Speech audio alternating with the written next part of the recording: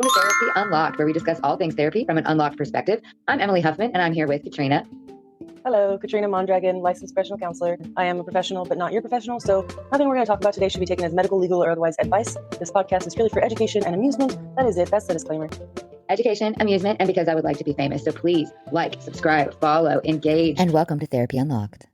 This is where I wanted to get to, and we have yapped for so long. We're probably in a whole new episode now, but Ego death. Ego death. Let's do it.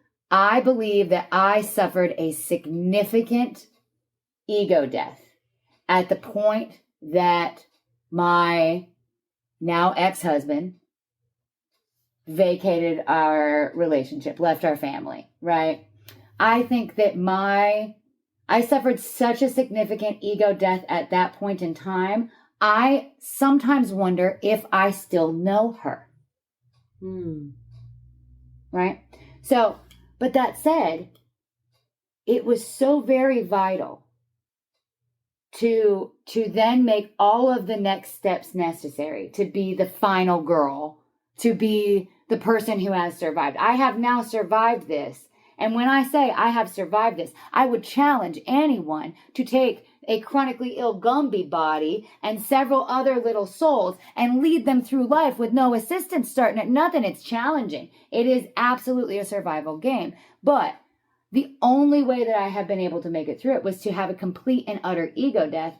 And I don't mean by that I used to be somebody who was pompous and full of myself. No, the opposite.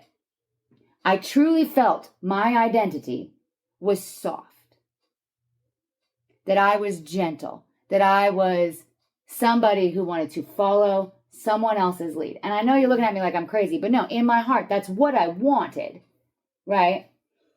And I fought like hell to try to get it, you know? And you can't do that, for one thing. You can't fight and dominate your way into having feminine energy. That's impossible. Yeah, you can't do that. You can't utilize excessive masculine energy to land in a soft place. I unfortunately not possible. But I wanted it really, really badly. And it was never going to be something that I had in the marriage that I had. And so much about my personality was wrapped up in my beliefs and my marriage and things like that. Beliefs are an interesting one because, like you said, ego death is something that's changed about us significantly. Beliefs are something that can change, like the whole Santa thing, is a big one. I definitely believe in Santa Claus 100%. And that's a belief that some people don't hold, and that's fine.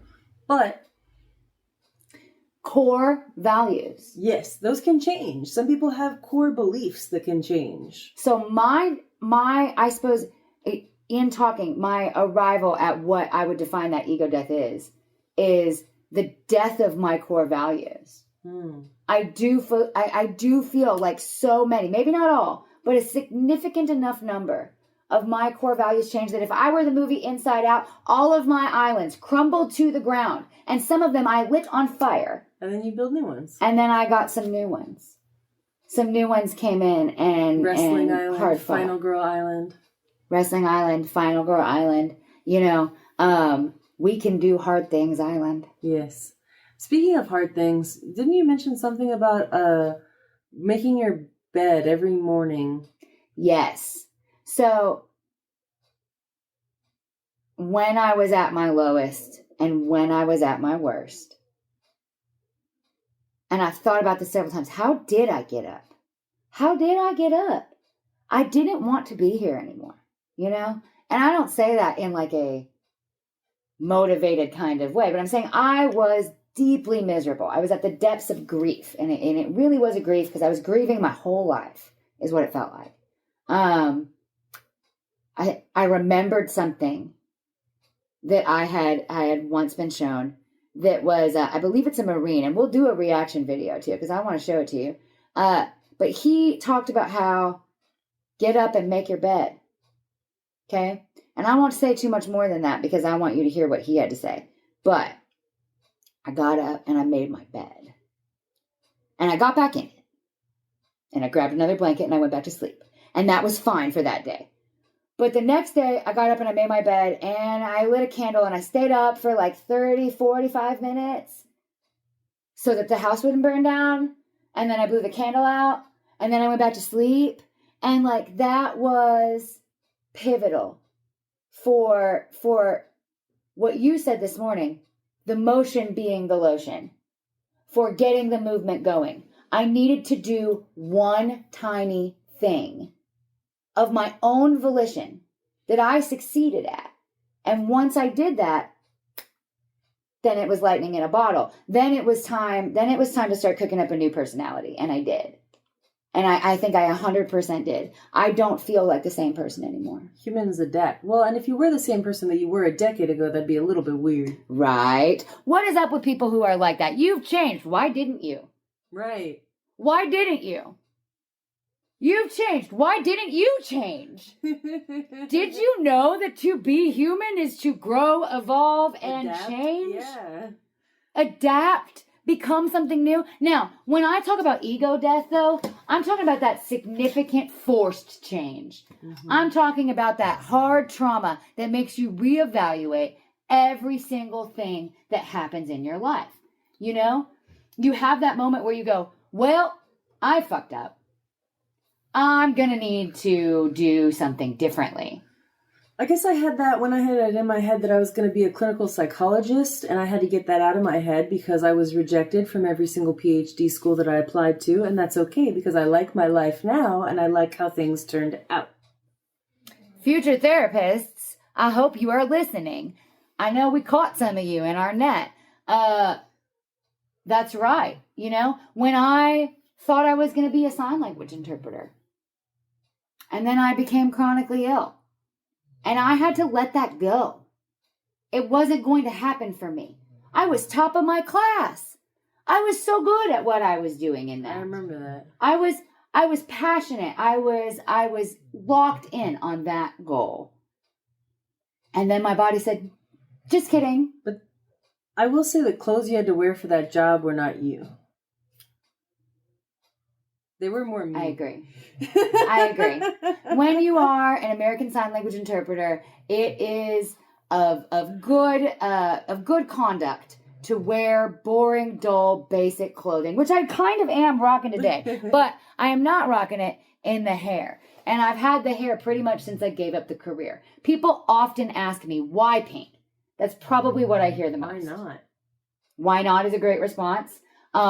What I frequently answer people now is because, you know, some long or short version of, because my body doesn't work. Because it's my body and it's my avatar and I can customize it however I choose. If it's going to be non-operational, then it's going to look nice. Yep. You know, this is built for your viewing pleasure, not for function. You know, we're not here for function. It makes me happier when I look in the mirror. It cheers me up. I've always been a little like that, though. Remember when I used to dye my hair black? Yeah. Remember when I used to dress in all black? Yes. What is my therapist, my qualified opinion? She's not my therapist. She's my sister. But I'm picking her mind for you. What is the idea behind wanting so badly to customize your avatar, so to speak? Why do we seek out that individualized expression of our internal being? Well, I know why I do it on my Oculus. I like the Oculus avatar. If you don't know what an Oculus is, it's a Quest 2. It's like a virtual reality headset, and you can do an avatar like you do on Facebook or Insta. I don't know where else you do avatars, but avatar being the meat suit in this case, I think we like to customize it because it's ours. Right. And we want to show it off. So like in my game where I show off my avatar, I am wearing a plaid dress that looks very similar to something I would wear in real life, but then I look a little bit different in the hair. I think the hair, actually maybe it's purple in the game, but this is red. And then I have, I think, some accessories that I don't have in real life, but my avatar has it because that's my avatar in the game. Right. And so I think we decorate our meat suit. We wear war paint. I'm not wearing any today, but we wear war paint to show it off. and to be seen. I think it's a human need. Do you to be think it seen. is a human need to be seen? Because Yes. before I ever started my ego death and flipping absolutely everything about myself upside down and trying to eradicate it, you know, I hate attention. Well, seen and heard, even if you don't like to be perceived, is still a human need. Perceived. Okay. Yeah. To be seen and heard. This is why we yapped for so long, because that's the hottest knowledge that I think I've heard her say in quite a while. That's all the time we have for today on Therapy Unlocked. Please join us next time as we continue the conversation. Don't forget to like, subscribe, and join us as we continue the journey to unlock the mind, one conversation at a time. What I talk about today should be taken as medical, legal, or otherwise advice. This podcast is purely for education and amusement. That is it. That's the disclaimer.